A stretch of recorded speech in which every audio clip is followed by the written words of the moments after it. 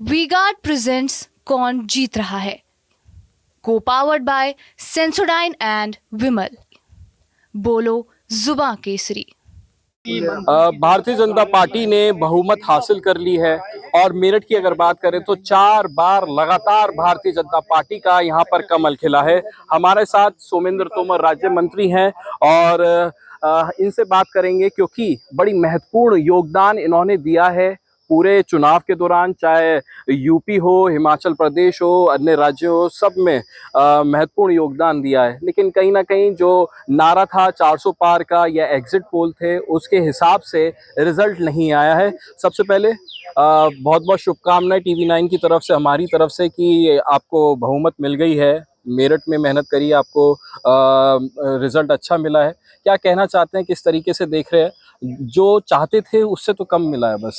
अनमोल भाई, मैं आपका और TV9 का विशेष रूप से धन्यवाद करते हुए कि लोकतंत्र के इस महापर्व में आप सभी का सहयोग मिला है।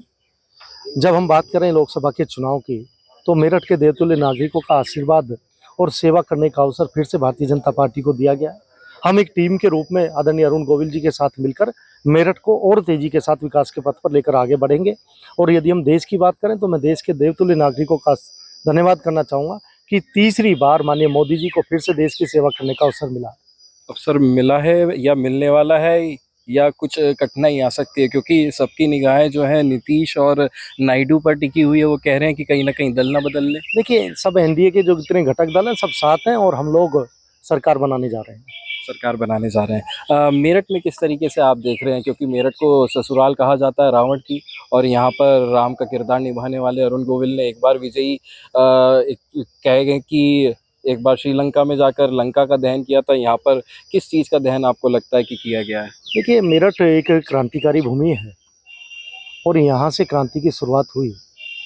आदरणीय अरुण गोविल जी का जिस तरह की छवि है, उनके प्रति लोगों की जिस तरह की भावनाएं हैं, उन सब का सम्मान करते हुए हम लोग आदरणीय अरुण गोविल जी के साथ मिलकर एक टीम के रूप में मेरठ को तेजी से विकास के पथ पर आगे लेकर चलेंगे। 10 साल के अंदर जितना काम हुआ है उसी काम को और आगे बढ़ाते हुए और अन्य काम जो मेरठ में वास्तव में आवश्यकता है उन पर हम लोग को ध्यान देते हुए आगे बढ़ेंगे।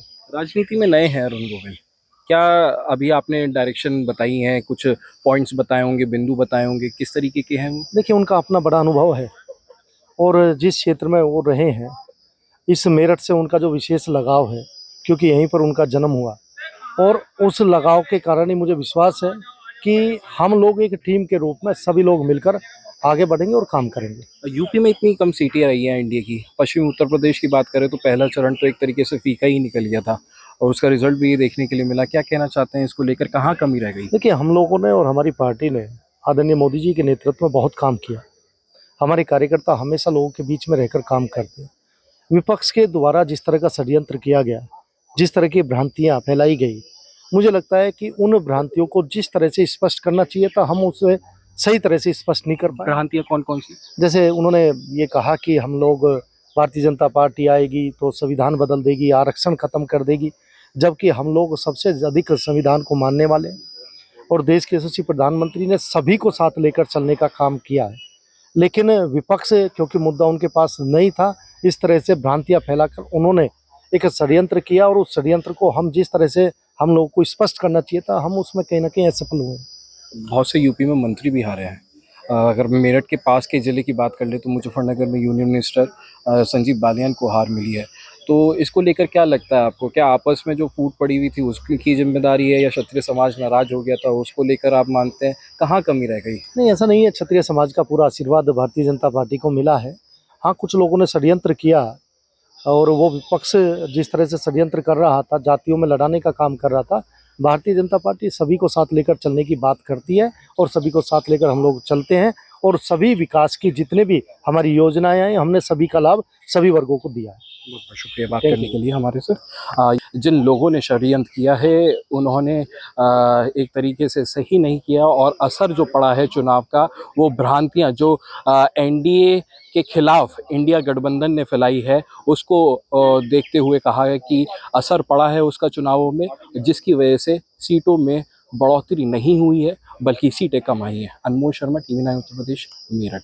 वीगार्ड प्रेजेंट्स कौन जीत रहा है, Co-powered by Sensodyne and Vimal. बोलो जुबां केसरी।